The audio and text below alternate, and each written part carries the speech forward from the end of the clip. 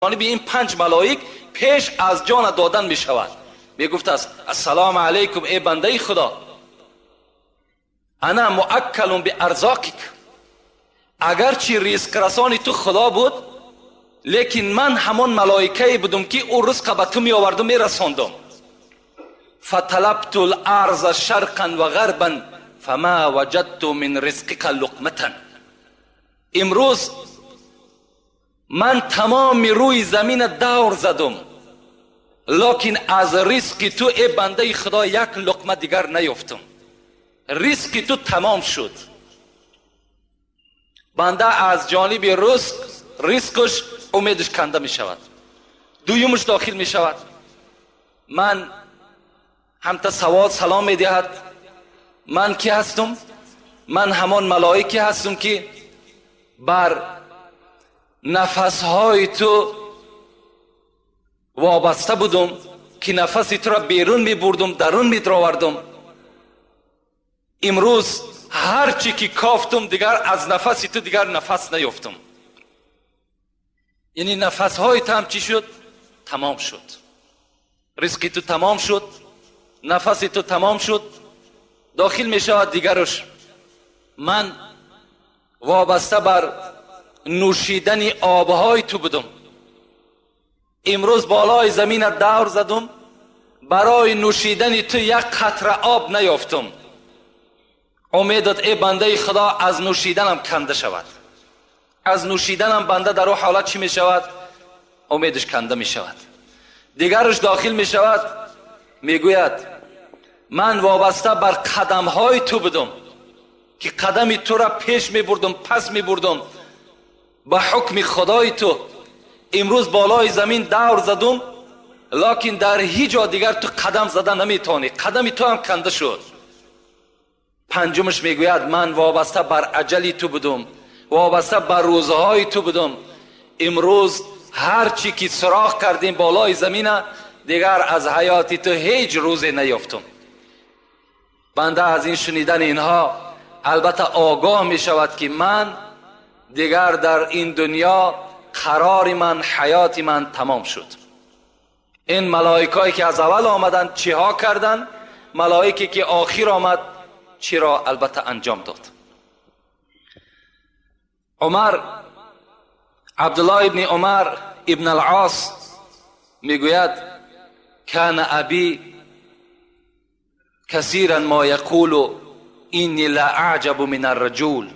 همین عبدالله ابن عمر ابن العاص، این اون عمر نیست، میگوید من پدر داشتم، پدرم عاص نام داشت. میگفت که من تعجب میکنم، پدرش به همین عبدالله میگفت است، من الرجل الذي ينزل به الموت و معه عقل و لسان لا يصفه. میگه از پدر میشنیدم که برای چی که همین آدمهایی را که مرگ بالاشان میآید در زمانی که زبانشان کار کردی سای، در زمانی که عقلش با همراهی خودش هست، چرا که وصف نمیکنن که مرگ چگونه سخت است؟ چرا وصف نمیکنن؟ عبدالله میگه وقتی که همین پدر ما اجلش آمد، بالای سرش آمدم، گفتم پدر تو دایی میگفتی که من در مردم تعجب ده هستم که زبانهاشون کار میکرد، عقلهاشون با خودشون بود، چرا که شدت مرگ بر ما بیان نمیکنن؟ امروز بالای تو همین شدت مرگ آمد است، چرا صفت نمیکنی؟ میگه پدرم به جانب من گفت الموت اعظم من الوصف. عبدالله گفت در حقیقت من میگفتم که چرا مردم وصف نمیکند، لیکن این شدت مرگ، بزرگی مرگ از وصف کردنم بالا بوده است. این را وصف کردن نمیشید است. ولکن سأوصف منه شیئا. لیکن عبدالله من بر تو کمی از این را بر تو بیان میکنم که شدت مرگ چگونه من حس میکنم. حضرت چی گفتن علی کتف جبل الرزوه. الحال گفت عبدالله من حس میکنم که من نمیدانم که بالای همین کتفی من همون کوی ریزوان هست یا نه، لکن حس کرده ایستادم که همون کتفی من ده یک کوی کلانی که در پهلوی خانه داریم بالای کتفی من است. من کتف ما جمانده نمیتونم. من همتا تصور کردیستم. و دویم چیزی که حس میکنم، الروح تخرج من ثقب الابره، همون پلوش سوزن میگه ما و شما. آیا همون سوراخی سوزن گفت دیده عبدالله؟ حس میکنم که نفس من فقط به همون سوراخی برآمده. چنان یک مشکلات بالای من آمده است که همین شدت مرگ همتا حس کردم. بالای کتفم یک کوه هست و نفس من به مثل همون سوراخی سوزن میبراید. و فی جوفی، در شکمم باشد، شوکتون اوسج، در داخل همین روده های من حس میکنم که بوته خار مرغلان داخل است که هر یک رگ مرا او میخلاند. همچنان گو حس میکنم. و دیگر وصفی که بر تو کنم گو عبدالله این است که من در همین زمینی که خوابم، الحال زمین آسمان در بالای من نزدیک آمده است. فکر میکنم که بین این الحال من جقیده میشم. آیا همتا هست؟ عبدالله که میفهمید اینها یعنی علاقه در بگیم یک خیالات این بنده، علاقه در روح این بنده گذشته سی. خدا همتا شدت مرگ به بنده همتا ایشان میتد، اگرچه چشم انسان او را نمیبیند. اینا البته شدت مرگ هستند، شدت موت هستند. مرگ البته آمدنی هست، در آمدن مرگ هیچ شک و شبهه‌ای نیست. شاعر عرب میگه الموت یأتی بغتة، مرگ ناگهان به سر بنده مؤمن می آید. مرگ پیشکی حجت ندارد، پیشکی یگان دستخط ندارد، یگان مکتوب روانه میکند، بلکه ناگهان به بالای بنده چکار میکند؟ هجوم میکند. در هر حالت ما و شما البته تیار باشیم. چگونه ای که رسول اکرم پرسیدند من اکیس الناس، من اکرم الناس، زیرکترین مردم کی است؟ کی است؟ از همه زیرک، از همه چقان، از همه هوشیار کی است ای پیغمبر خدا؟ و کی است از همه دیده مکرمترین انسان در نزد خدا کیست؟ رسول اکرم چی گفت؟ گفتند من یذکر الموت،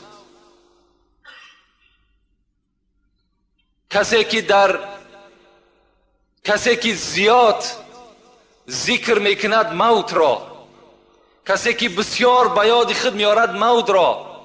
و اشدوهم استعدادا له، و از همه زیرکترین، از همه هوشیارترین بنده همونی است که اولا دائما در یاد مرگ است و دوم این که برای روز مرگش فقط توشه ذخیرت میکند، فقط جمع میکند، عبادت کارهای نیک جمع میکند تا که او یقین میداند که روز از روزها این دنیا را البته میگذرد.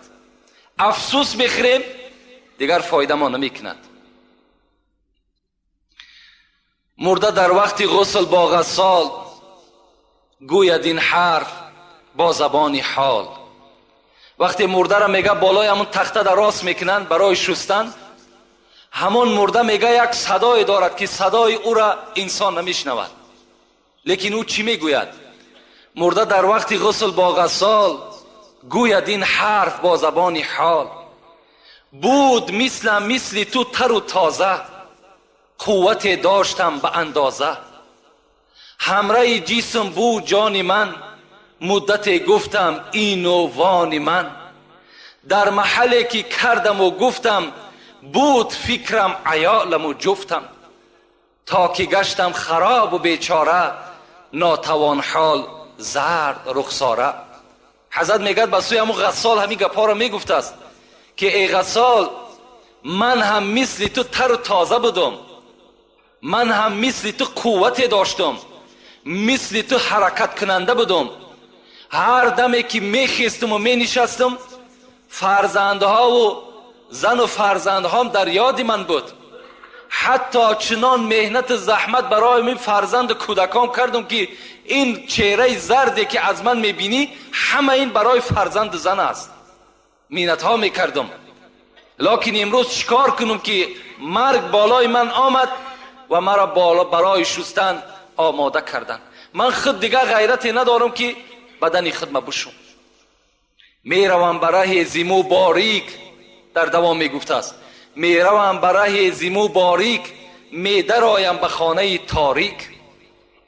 البته راه میرم که خیلی راهی باریک است. خانه داخل میشم که هیچ روشنی ندارد. روشنی گور چی است؟ قرائت قرآن است. روشنی گور چی است؟ نماز با جماعت است. روشنی گور چی است؟ ترس خدا است. میروم برای زیمو باریک، میدرایم به خانه تاریک. این همه در مقام میماند، سری تنهام میفرستاند. همه آن چیزایی که من در دنیا ذخیره کردم، همه آن چیزایی را که من توپ کرده جمع کردم، همه این در مقام میماند، سری تنها میفرستاند. سری تنهای مرا میفرستاند.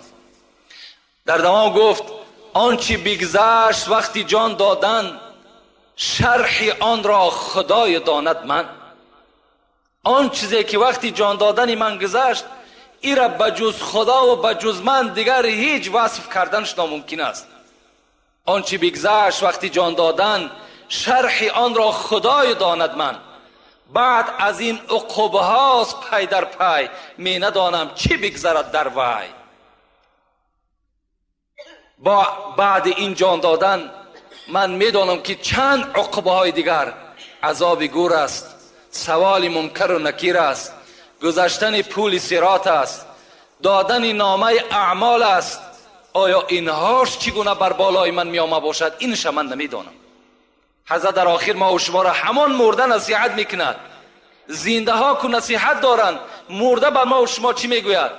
گوش باید بشنود این را. برای این سخنهایی که میگیم، برای این گوش انسانی در کار، گوش عاقلی در کار، گوش آدمی در کار که این گپ در اصل قبول کند. گوش باید که بشنود این را، بکند فکر جان شیرین را. برای این سخنها گوش در کار. گوش سر با جمله حیوان همدم است، گوش دل مخصوص نسل آدم است. برای این سخنها گوش دل لازم. گوش باید که بشنود این را، بکند فکر جان شیرین را. چشم باید عبرتش بیند، بر سر جاده عمل شیند. با چشم میبینی مرده را میشوی، با چشم میبینی تابوت را میبرداری، با چشم میبینی برده را در لحد جا میکنی، لکن تعجب آور است که خود عبرت نمیگیری. خود به خود نمیای که فردا من هم داخل این قبر هستم، من هم البته یک مرده شوی را بهر من میکابند. این شب به یاد ما و شما نمیآید. چشم باید عبرتش بیند، بر سر جاده عمل شیند. عقل باید کار فرماید، مرده را بیند و به خود آید. حضرت میگه مرده را که دیدین به خود بیاین. همون خود مرگ است. اون حالی که او برادر گرفتار است، او را مرگ هم کرده است. من بر شما نمیگم که تمنای مرگ کنید، زیرا ابو هریره روایت میکند حدیث پیغمبر خدا را، رسول الله گفته است لا یتمنى احدکم الموت.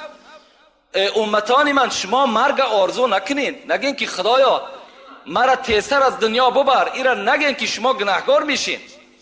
نگین که خدایا مرا تیسر از دنیا ببر. برای چی؟ برای این است که رسول الله میگد که لعلکم یزداد، اما محسنا لعلکم یزداد. اگر تو آدمی نیکوکار باشی شاید نیکیت زیاد شود. و این کان مسیئا، اگر تو گناهگار باشی لعلکم یستعتبه، شاید که تو توبه کنی و به سوی خدا باز بگردی. از این خاطر گفت شما مرگ هیچگاه افسوسش نخورین، هیچگاه تمنا نکنین، لکن استعید للموت قبل نزول الموت. پیش از مرگ آمدن شما حتمی برای مرگ برای خودتان آماده داشته باشین. باید که تیار باشین. شما فکر نکنین الحمدلله که امروز نوابسته من بدانم که آدمی در زینه پست از دنیا میگذرد و مالدار و دولتدار و منصبدار نمیگذرد، این برای ما و شما یک افسوس است. لیکن همه میگذرد. در دنیا هیچ کس ابدی نمیماند، همه مورد سوال در نزد خدا با قرار میگیرد. این است یک مختصراً درباره مرگ و آن شدت هایی که البته دارد. باز بر شما میگم که خیلی موضوع مرگ خیلی موضوع درازی هست. برای مرگ بیان کردن شاید برای ما و شما با 2-3 جمعه دیگر لازم باشد که باز ایرا مفصلتر و مکملتر برای شما بیان کنیم. لیکن البته برای آدم عاقل باز گشته میگیم که همین تابوت هایی که از پی شما میگذرد همین خود همش موعظه هست، همین خود خبردار کردن است که ای انسان تیاری خود ببین که فردا نوبت تو هست. و آخر دعوانا ان الحمد لله رب العالمین. پروردگارا از ثواب و از اجرهایی که در این موعظه موجود است خدایا بر این گوش کننده ها